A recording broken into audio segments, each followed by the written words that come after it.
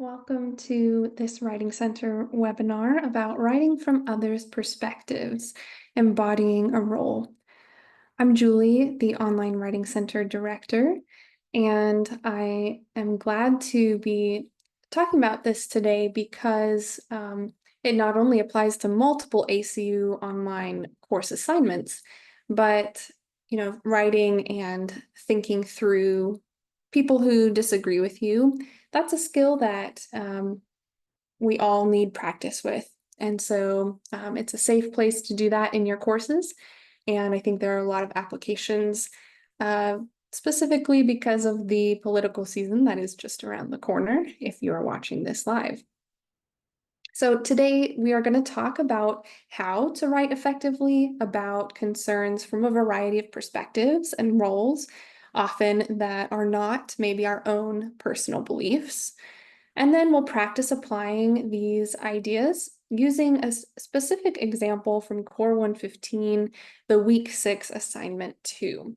If you are not taking that course, don't worry. I think a lot of the concepts will be applicable to various discussion posts and assignments that you'll be asked to do in different programs. So to get started, let's talk a little bit about why we should think about this topic. Why write from others' perspectives?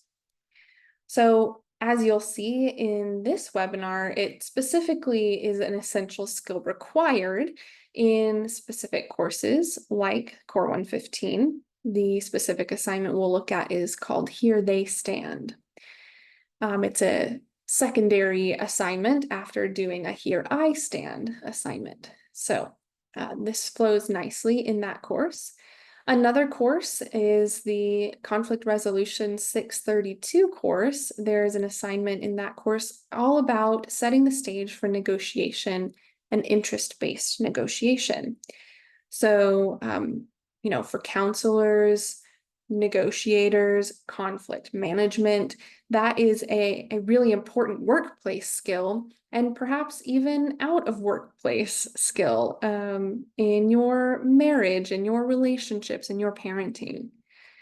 And other ways that these skills might apply are in advocacy and research. If you do that for your job, great. Perhaps you want to do more of that, and that will require you to see problems in your community from multiple stakeholders' perspectives.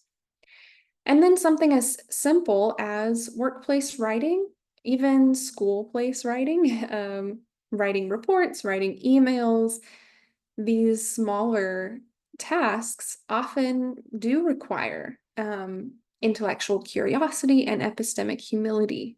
And those are two key terms, I think, for the value in writing from others' perspectives, rather than being closed-minded, being certain that you are right and everyone else who disagrees is wrong.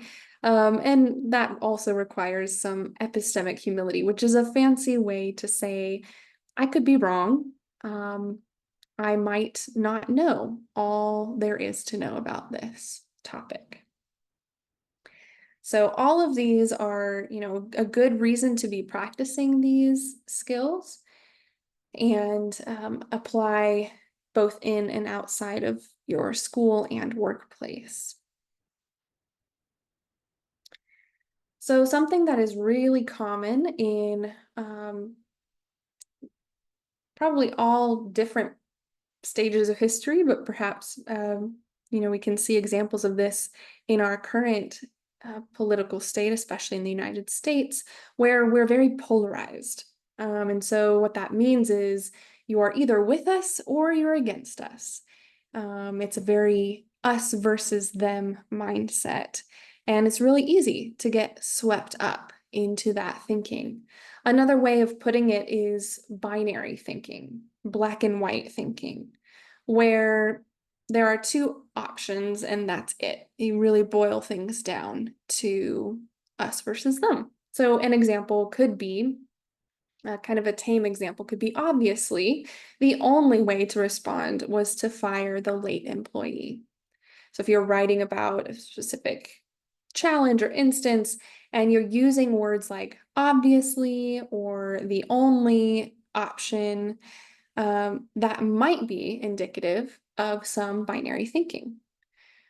An alternative to this example would be complex thinking, or a better option. To address the late employee's behavior, one option was to meet with the employee to discuss the root causes of the issue and determine a solution. Often, the complex thinking is messier. You can see even this sentence is like, it's twice as long as the first sentence because it does require more thought. It requires more options, and it can be a bit messier because things that aren't black and white have different shades of color between them. So when we're thinking about this type of writing skill, there are other tips and guidelines. Some of these come straight from APA's guidelines as they relate to bias-free language. So you can check this resource. If you download these slides, click on that page to read more about bias-free language, and that will give you insight based on the context you're writing about. So if you're writing about age-based discrimination, there's a whole section on writing about different age groups without perpetuating binary thinking and perpetuating stereotypes about groups of people based on different aspects of identity. And so let's look at this example of how to aim for objectivity over subjectivity. And this is a tricky subject, especially when you are asked to write about something that is very close to your heart or your personal experiences. But let's take a look at just one example of how this can even come into play in more research-based essays. So one example of a subjective way of writing. Unfortunately, Stanford failed to recognize the importance of homeschool communication to student achievement. Now, this is a great sentence overall. I mean, you've got an idea coming from an in-text citation, and it's a paraphrase. There's a lot of good in that sentence. But an objective way, an option that makes this even better, is to remove some of this emotional or editorial language where we use terms like unfortunately and failed. These are pretty negative weighted terms. Objective terms would remove that. And so here's an example. Instead of addressing the factor of homeschool communication, Stanford emphasized the impact of parental involvement in the home setting. So this takes a step back. You might think it's really unfortunate about this source. You might critique it and judge this author and say, how could they fail to focus on this aspect? Well, the objective way to say that is they focused on other things. And we're not saying that that is a failure or something to be a loss on that part. Instead, we're aiming to be objective. So this is one example out of many that we could go over. But the idea is don't overly put your judgments into your writing.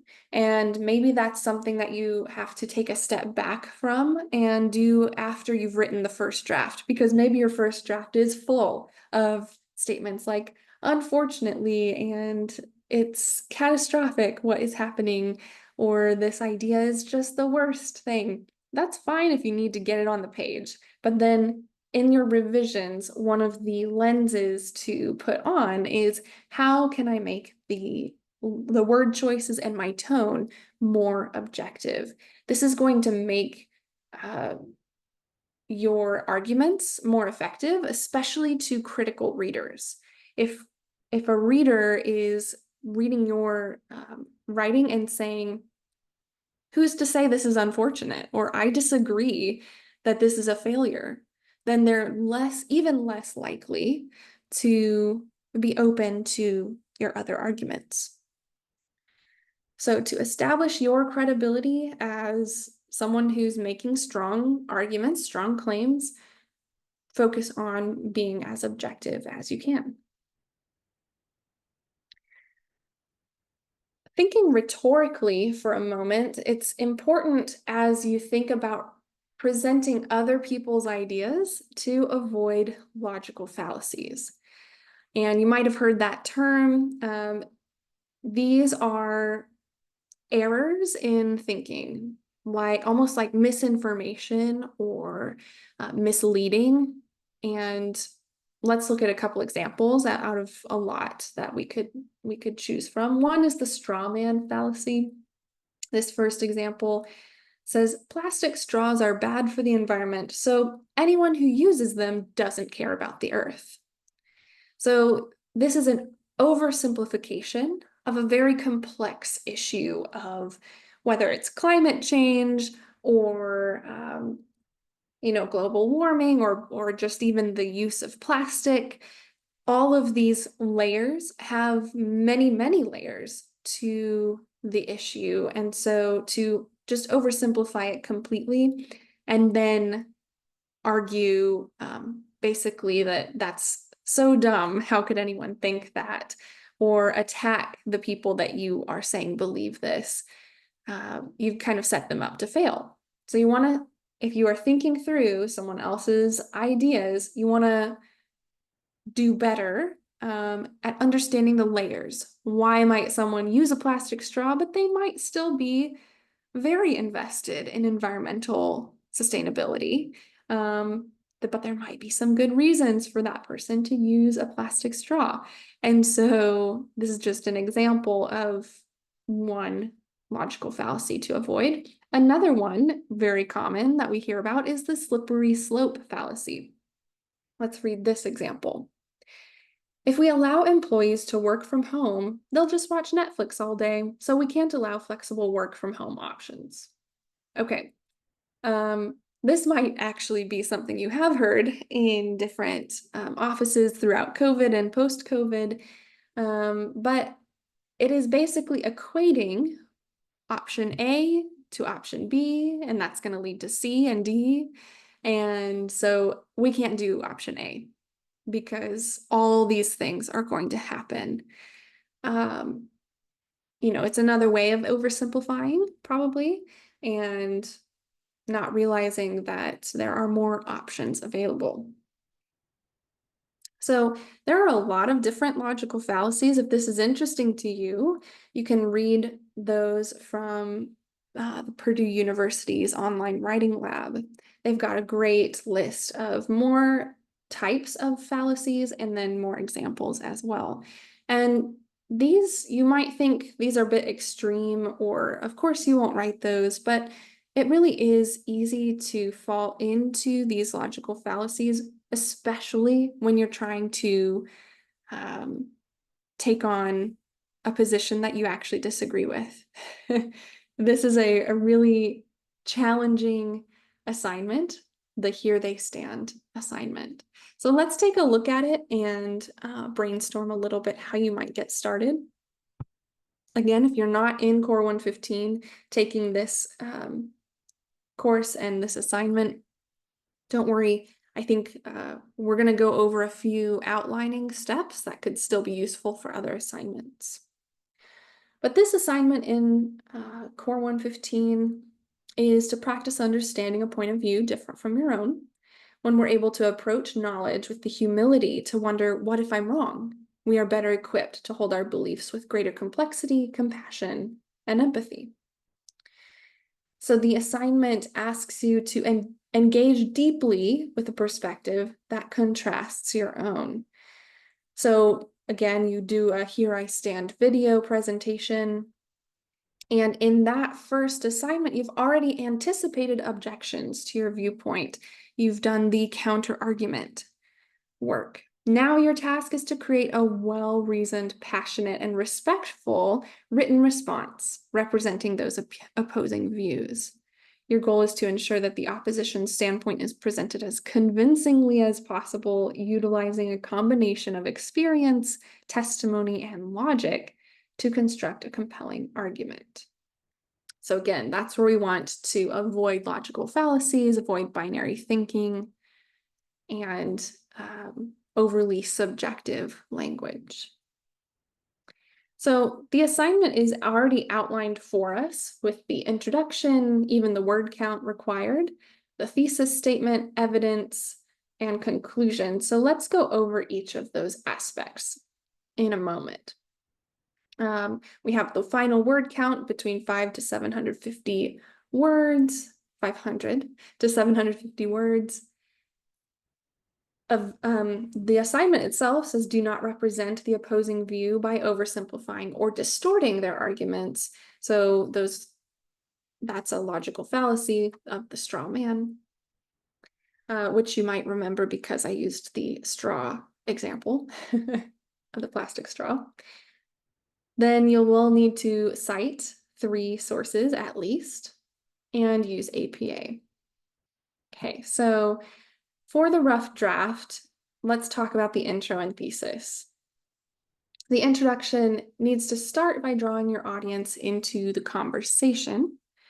Why is this opposing view significant? Create an engaging opening that sets the stage for the nuanced exploration to follow.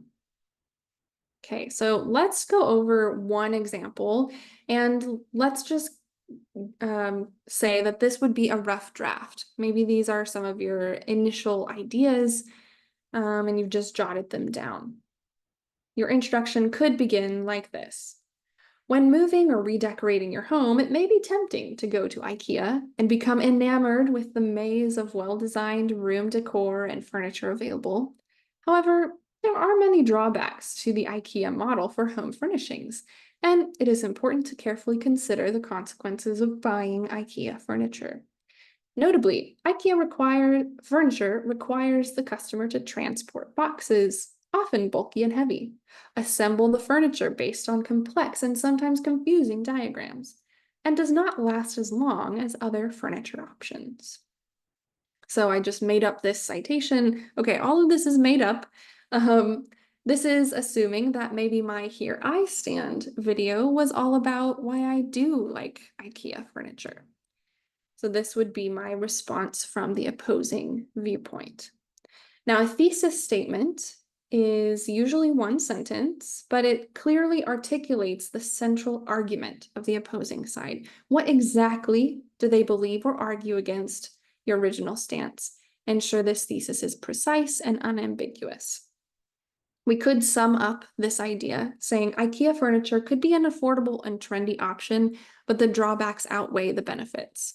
Now, we might be able to revise that thesis, probably making it a little longer, once we've outlined the rest of our paper and we know the main arguments we're going to use. We could probably summarize those, even maybe list them in the thesis statement, which acts as a sort of forecast for the rest of the paper, much like the introduction itself. So the introduction and thesis go really well together. They're the first paragraph of this assignment, and they give you an overview of what is to come in the paper.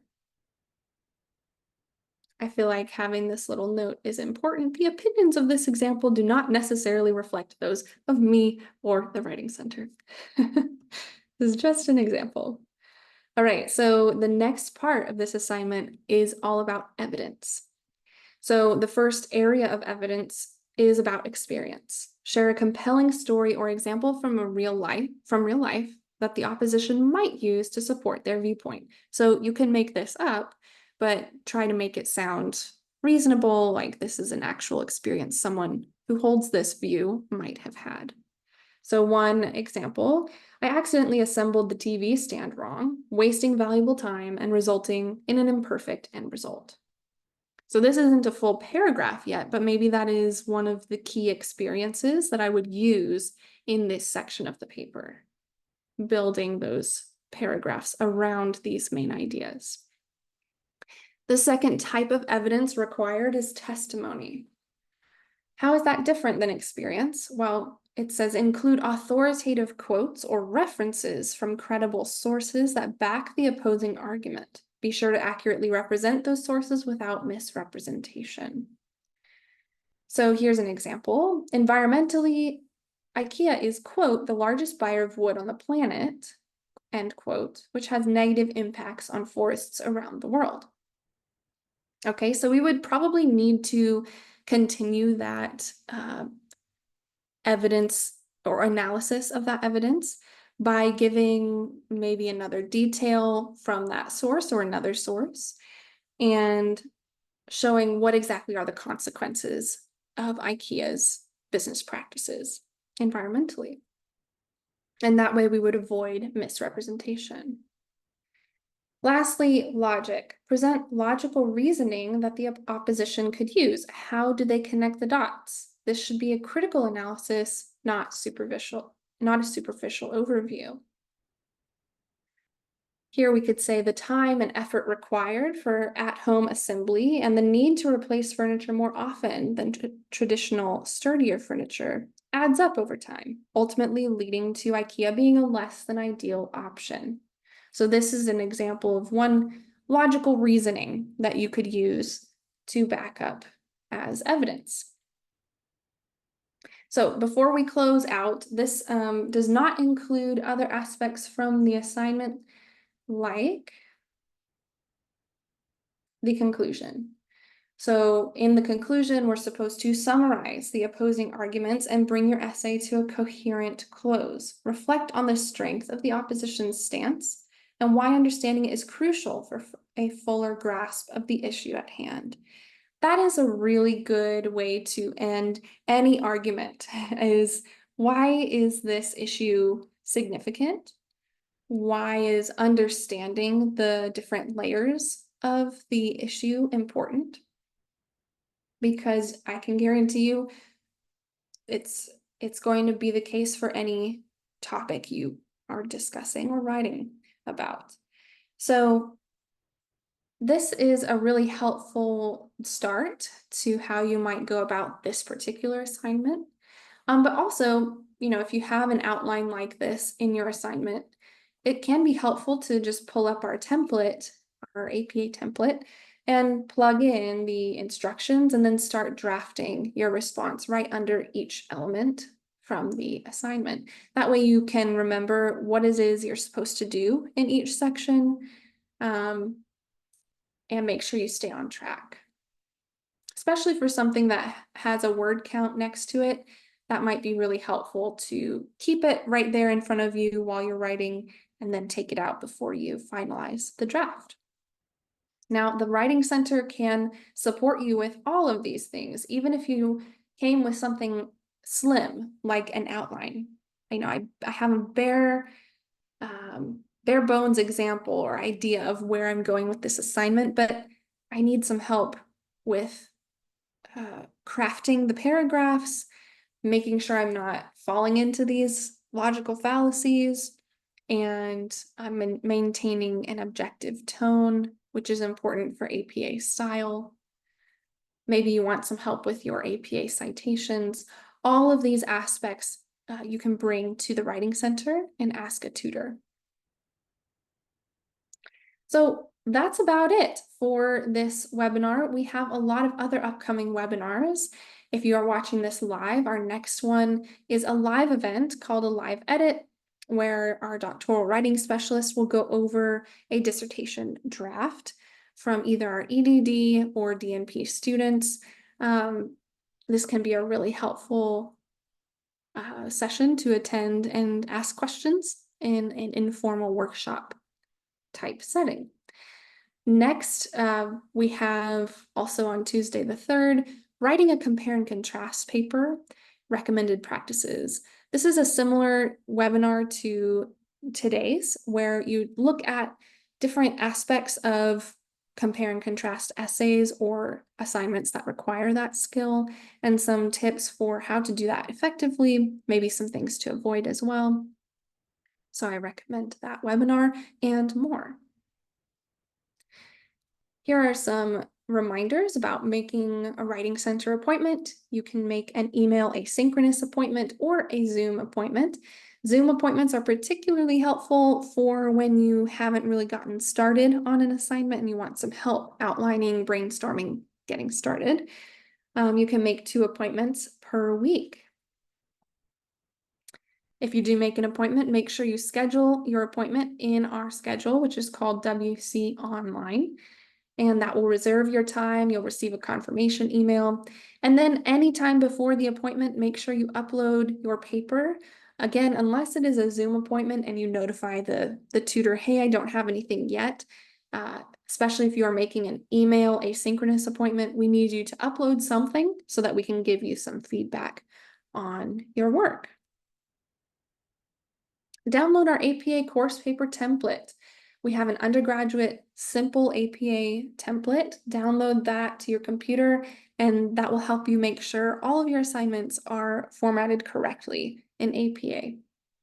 We have a YouTube channel and a blog where you can read more, watch more about these different writing skills that you might be working on in your program. And if you find you have a quick question, maybe a follow-up question to this webinar, or another writing related question as you're doing your writing, you can email the Writing Center team at onlinewritingcenter@acu.edu. We hope you schedule an appointment and visit our website to see all of the many resources we have available to you. Thank you and have a great day.